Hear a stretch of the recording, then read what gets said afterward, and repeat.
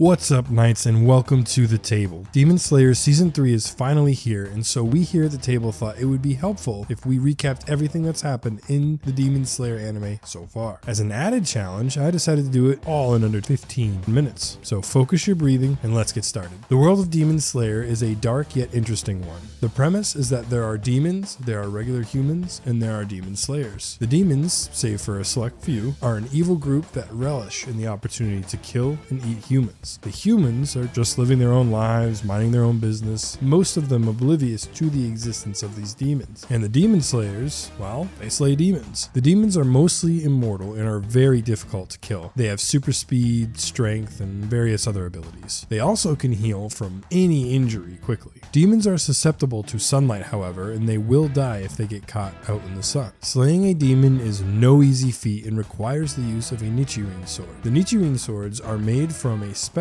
scarlet crimson ore. These ores are kept on a mountaintop for a full year facing direct sunlight. The ores absorb the sunlight and gain the ability to slay demons. That's the basics of the Demon Slayer world. Now let's go over what's happened leading up to Season 3. It all starts in a small home outside of a small village. This home is the home of our main protagonists and their family. Tanjiro Kamado is the eldest sibling of this family, and he had to step up and help his mom take care of and provide for their family due to the passing of his father. One day, while Tanjiro was just returning from a trip to the main village, he discovers the horrific scene of his entire family dead, slain in a gruesome way, and there is no sign of the culprit. As Tanjiro searches his home, he discovers that one of his sisters, Nezuko, was somehow still breathing. Tanjiro springs into action and begins rushing his sister to the village to try and get her medical attention. On the way, however, Nezuko snaps awake and begins to attack Tanjiro. Nezuko is acting strangely, like an animal, bearing fangs and sharp claw-like nails, almost like a demon. All hope is lost for Tanjiro until, like a breeze on the wind, a swordsman appears and saves Tanjiro. This swordsman was a demon slayer and was intent on killing Nezuko until Tanjiro protected her, and in turn Nezuko protected him. The demon slayer was shocked to see a demon protect a human, so he decides to spare her life and gives Tanjiro instructions to go find Sakonji Urodaki on Mount Sagiri. Tanjiro follows the mysterious demon slayer's instructions and seeks out Old Man Urodaki. Okay, it's time to pick up the pace so I can accomplish my goal of under 15 minutes. Here we go. Tanjiro and Nezuko travel to Mount Sagiri and end up coming face to face with a demon. A battle ensues and Tanjiro appears to have defeated the demon via decapitation. However, it is at this point Tanjiro learns that only Nichirin blades can slay a demon. Urodaki appears and delivers this lesson to Tanjiro.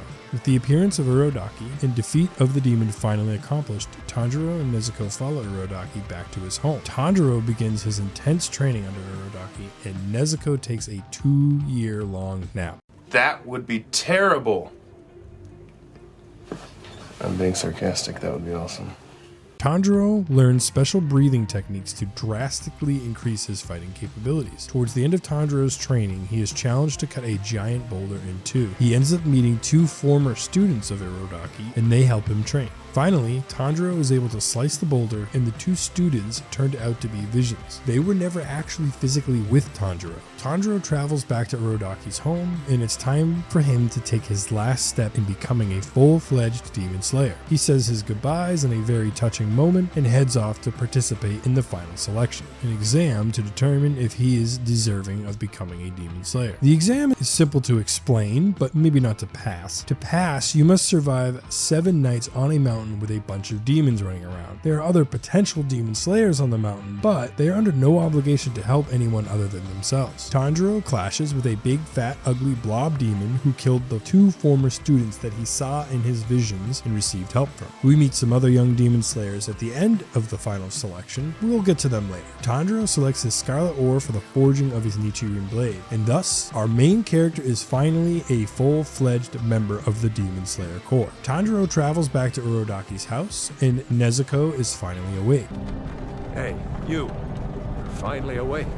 They rush to embrace each other, and Irodaki explains that he cast a spell on Nezuko to make her view all humans as family, so she would protect them and view all demons as enemies. A man wearing a strange mask with an odd temperament delivers Tanjiro's newly forged Demon Slayer sword. Hakane Zuka is the strange man, and he is the smith who forged Tanjiro's blade. Hakane Zuka and Irodaki explain that Tanjiro's blade will take on a color when he wields it. The color his blade turns is supposed to be an indication of his future. The swordsmith is hoping to see the blade turn bright red, but him and Irodaki are surprised when the blade turns black. They explain that this is an ominous color, and some believe it means bad luck. Regardless, Tanjiro's happy to have his new blade and receives his first mission. Irodaki made a special wooden box for Tanjiro to carry Nezuko in to protect her from the sunlight during the day. Tanjiro lets Nezuko climb into the box and heads off with her to his first mission as a Demon Slayer. Tanjiro is sent to a northwest village where he meets a man named Kazumi. Kazumi's fiance went missing, and other young women from the same village have been disappearing as well. Tanjiro ends up finding the swamp demon as the culprit, and the battle ensues. Tanjiro is struggling to face the three-part demon and protect the bystanders until Nezuko leaps from her box on his back and joins the fight. The swamp demon is defeated, and Tanjiro begins to question him about a demon named Muzan Kibutsuji. Here it is revealed that Irodaki explained to Tanjiro that Muzan was the first demon, and that he is the only demon capable of turning other people into demons. Muzan was the demon that killed Tanjiro's family and turned Nezuko into a demon. The swamp demon refuses to talk, clearly terrified of the newly introduced Muzan. Tanjiro receives his next mission and travels to the city. Tanjiro has always had an extremely keen sense of smell, and while in the city he catches the scent of that demon he noticed on the day he discovered his family murder, the scent of Muzan Kibutsuji. Tanjiro finds Muzan in a crowd cosplaying as a human. He's holding his daughter and is with his wife, clearly living some kind of double life. Muzan covertly scratches the neck of a passerby, turning him into a demon. Tanjiro pounces on the turned man to try to keep him from hurting anyone, and Muzan leaves with his family. Luckily for Tanjiro, a demon named Tameo is in the crowd, and she uses her demon blood art to distract people and get Tanjiro as well as the newly turned man out of the crowd. Tameo is accompanied by another demon named Yushiro.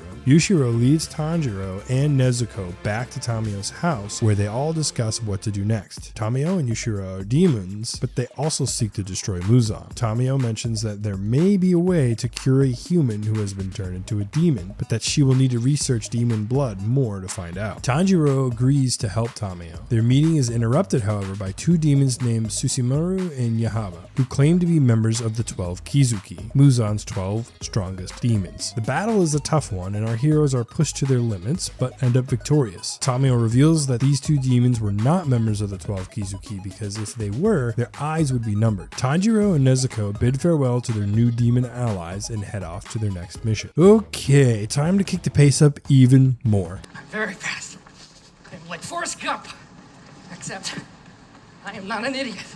Tanjiro meets a demon slayer he recognizes from the final selection, begging a woman to marry him. Zenitsu and Tanjiro begin traveling together and find a solitary house in the woods. They enter the house and get separated due to a demon named Kyogai dropping some sick beats. Zenitsu runs into a boar-headed, dual sword-wielding wild man. Zenitsu is a big old scaredy cat and passes out while trying to escape a demon. Who knew? Zenitsu is usually an overdramatic crybaby, but is super OP when he's asleep or passed out. Tanjiro ends Kyogai's budding SoundCloud rapper beat producer career and exits the house to find Boarhead Man kicking Zenitsu. Boarhead Man is named Inosuke and is trying to kill the demon he knows is in Tanjiro's box. Zenitsu protects Nezuko inside the box. Inosuke takes off his boarhead and reveals a super pretty boy underneath. The three newly acquainted demon slayers eventually stop arguing and head off to another mission. Mount Natagumo looms in the distance for our heroes. Our group of good guys run into other NPC demon slayers who are being controlled by webs and killing each other. This mountain is home to a creepy spider-themed family of demons. Each character fights these various demons, and they all show growth in their abilities and personal struggles. This arc is one of my personal favorites. We really get to see our main characters in a deeper way, and we start to see even more that all these demons have a past. They used to be humans with fears, dreams, hopes, love, all the above. One demon on this mountain named Rui turns out to be one of the 12 Kizuki, and is indeed a formidable foe. Tanjiro faces off against this demon and ends up tapping into a new breathing technique. training. Two demon slayers named Giyu and Shinobu show up on the mountain, and we learn that they are known as Hashira, or the Pillars. The Pillars are known as the strongest demon slayers. Giyu turns out to be the same demon slayer that sent Tanjiro to go train with Urodaki a few years back. Tanjiro passes out and wakes up in a strange place surrounded by strange people. Miami. Tanjiro and Nezuko are at the Hashira's main base, and Tanjiro is put on trial for traveling with a demon. The Hashira debate on whether or not Tanjiro and Nezuko should be executed, but their master, Kagaya Ubayashiki, cautions them not to rush to any rash decisions. Tanjiro pleads their case, but the Hashira don't seem convinced. One Hashira in particular tries to goad Nezuko into attacking by stabbing her through the wooden box and cutting himself. Seeing Nezuko resist the temptation of human blood causes some of the Hashira to waver. Their leader claims both Tanjiro and Nezuko to be members of the Demon Slayer Corps and challenges them to eliminate a Kizuki demon. The Hashira Shinobu takes Tanjiro, Nezuko, Inosuke, and Zenitsu to her mansion, and they all begin rehab for the injuries sustained from their time on Mount Tadagumo. Kanao, another familiar face from Final Selection, has been trained under Shinobu and is overseeing our heroes' rehab and training at the mansion. Zenitsu and Inosuke quit after a while, unable to defeat Kanao. Tanjiro sticks with it and eventually is successful. Tanjiro receives his new sword, the last one broke fighting Rui, and reaffirms his mission to turn his sister back into human. Inosuke and Zenitsu eventually resume training and get better. Then the four of them receive their next mission and head to the Mugen Train, where lots of people have gone missing. They board the train and are unaware that the Fire Hashira, Kyojuro Rengoku, is also along for the ride. On to Season 2. The Mugen Train arc is short and sweet. A demon somehow takes over a train and molds his body to it. Our heroes meet the Flame Hashira Kyojuro Rengoku and are immediately enamored. How could you not love this flame-haired, confident, sushi box-loving hero? Tasty! Rengoku and the others defeat the train demon, but of course, it's not over yet. In the aftermath of the battle with the train demon, our protags are on the side of the tracks when a mysterious demon saunters out of the darkness. Akaza, one of the 12 Kizuki and clearly one of the strongest. Akaza and Rengoku clash. The animation in this battle truly shines. Rengoku has an unwavering will and resolve, so much so that Akaza is impressed. He ends up truly respecting Rengoku. Unfortunately, Rengoku is defeated and dies by Akaza's hand. Akaza flees as the sun begins to rise, having narrowly defeated Rengoku. I was so sad to see Rengoku die. We just barely got to fall in love with this character, and he was already gone. However, his death was necessary to ignite the fire within our heroes and other Hashira to defeat Muzan and his Kizuki. Enter the Sound Hashira Tengen Uzui. Our heroes are back at the mansion recovering again when the Sound Hashira Tengen Uzui makes a flashy entrance by attempting to kidnap some of the female attendants. Tanjiro convinces Uzui to take him, Zenitsu, and Inosuke instead. The unlikely crew heads to the entertainment district to investigate the disappearance of Uzui's 3 wives. Yes, the man has 3 wives, who he sent to spy there. Uzui has Tanjiro, Zenitsu, and Inosuke go undercover as girls at different entertainment houses to try and find out where his wives are and what's going on in the entertainment district. It turns out a demon named Daki is responsible for the disappearance of the 3 wives, and she also has been living under the guise of being a human. With her secret out, the fighting begins. Daki has a brother named Gyutaro, who joins the fight when she seems to be defeated. This fight is my favorite in the series so far, and probably everybody else's too. The animation is perfect. Each character involved reaches a new level. We as the viewers are on the edge of our seats the whole time. Nezuko displays insane demon blood art abilities, but also loses control for a bit. Our heroes come out on top, of course, but not without some heavy costs. Uzui announces his retirement, having lost a limb and an eye, and our heroes are extremely battered from the confrontation. Season 3 is the Swordsmith Village arc. This season will deal with the aftermath of the death of another Kizuki, and we will be further acquainted with the love and missed Hashiras. We also know this season will introduce the remaining Kizuki, as the stakes have significantly risen for both sides of this fight. This season will highlight Upper Demons 4 and 5. The studio has promised even better animations than in previous seasons, which is an extremely high bar being set. I can't wait for them to deliver on that promise. Whew.